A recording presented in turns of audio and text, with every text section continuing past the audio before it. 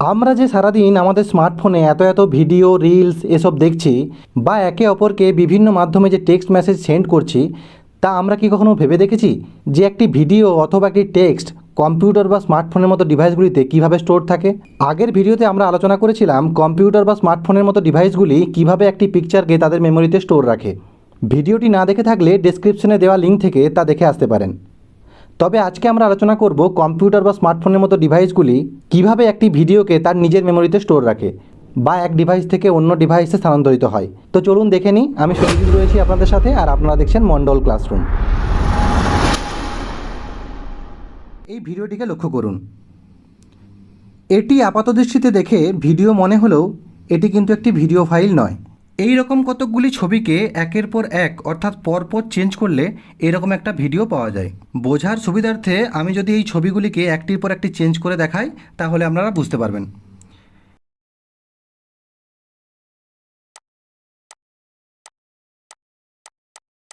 এবং এই চেঞ্জ যত তাড়াতাড়ি হবে ভিডিওটি দেখতে তত স্মুথ হবে। অর্থাৎ যত কম সময়ে আমরা যত বেশি ছবি আমরা চেঞ্জ করতে পারবো ভিডিওটিকে দেখতে তত স্মুথ লাগবে।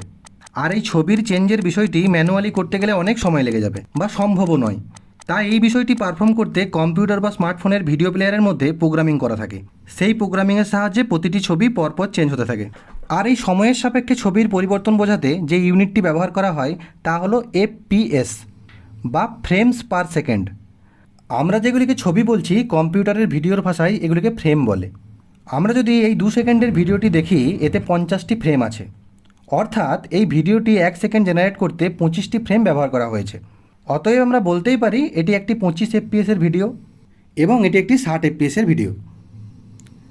সাধারণত টেলিভিশনে যে ভিডিও আমরা দেখি এই ভিডিওগুলি 24 এফপিএসের হয়ে থাকে। অর্থাৎ এই ভিডিওগুলি 1 সেকেন্ড প্লে করে 24টি ছবি বা ফ্রেমের পরিবর্তনের মাধ্যমে। অর্থাৎ একটি 2 ঘন্টার সিনেমাতে 1,72,800 ফ্রেম থাকে। অতএব আমরা দেখলাম কম্পিউটার বা স্মার্টফোনের মতো ডিভাইসগুলি কিভাবে একটি ভিডিওকে ছবিতে রূপান্তরিত করে। আর এই ছবিগুলি কিভাবে বাইনারিতে কনভার্ট হয় তা নিয়ে আমরা পূর্বেই আলোচনা করেছি। ভিডিওটি না দেখে থাকলে ডেসক্রিপশনে দেওয়া লিঙ্ক থেকে তা দেখে আসতে পারেন। এবং এইভাবে কম্পিউটার আমাদের এই 2 সেকেন্ডের এইচডি ভিডিওটিকে প্রথমে 50টি ফ্রেমে কনভার্ট করবে, তারপর প্রত্যেকটি ফ্রেম বাইনারিতে কনভার্ট হবে। তারপর এই 100 কোটিরও বেশি বাইনারি ডেটা অর্থাৎ 01গুলি কম্পিউটারের মধ্যে 100 কোটিরও বেশি ট্রানজিস্টারকে চার্জ এবং ডিসচার্জের মাধ্যমে এই ভিডিওটিকে স্টোর রাখবে। এ তো গেল ফটো এবং ভিডিওর কথা। এখন আমরা দেখব কম্পিউটার বা স্মার্টফোনের মতো ডিভাইসগুলি কিভাবে একটি টেক্সটকে তার নিজের মেমোরিতে স্টোর করে রাখে এবং এক ডিভাইস থেকে অন্য ডিভাইসে স্থানান্তরিত হয়। ভিডিও বা ফটোর ক্ষেত্রে আমরা দেখেছিলাম প্রত্যেকটি পিক্সেলের একটি করে ডেসিমাল ভ্যালু আছে, যা পরবর্তীতে বাইনারি নাম্বারে কনভার্ট হয়েছিল। আর একটি টেক্সট গঠিত হয় কিছু লেটার্স বা অ্যালফাবেটের মাধ্যমে।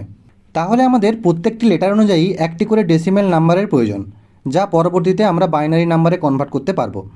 আর তখনই সামনে আসে American standard code for information interchange বা অ্যাসকি কোড।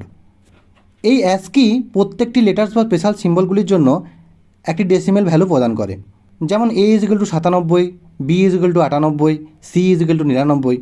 পরবর্তীতে এই ডেসিমেল নাম্বারগুলিকে কম্পিউটার বা স্মার্টফোনের মতো ডিভাইসগুলি বাইনারিতে কনভার্ট করে নিজের মেমোরিতে সেভ রাখে।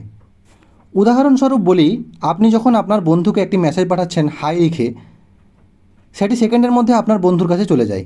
কিন্তু এই সময়টিতে যেটি হয় সেটি হলো আপনার ডিভাইস এই হাইয়ের H এবং আয়ের অ্যাসকি কোড অনুযায়ী 8 বিট বাইনারিতে রূপান্তরিত করে এবং তার ফলে সঙ্গে সঙ্গে আপনার ডিভাইসের মধ্যে থাকা কোটি কোটি ট্রানজিস্টারের মধ্যে 16টি ট্রানজিস্টার এই প্যাটার্নে অ্যাক্টিভ হয়ে যাবে এবং এই সিগন্যালটি মোবাইল টাওয়ারের মাধ্যমে আপনার বন্ধুর মোবাইলে পৌঁছাবে এবং এই সিগন্যালটি আপনার বন্ধুর ডিভাইসটি পাওয়া মাত্র তার ডিভাইসে থাকা কোটি কোটি ট্রানজিস্টারের মধ্যে 16টি ট্রানজিস্টার এই একই প্যাটার্নে অন অফ হয়ে এই সিগন্যালটি প্রদর্শন করবে, যা পরবর্তীতে অ্যাসকি ভ্যালু ব্যবহার করে তা পুনরায় টেক্সটে রূপান্তরিত হবে।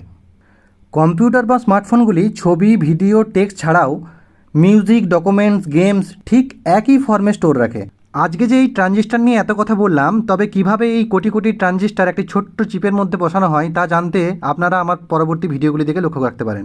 যাই হোক, আজ এটুকুই। দেখা হচ্ছে পরবর্তী কোনো ভিডিওতে। আর ভিডিও ভালো লাগলে মন্ডল ক্লাসরুমে যুক্ত হয়ে সাথে থাকতে পারেন।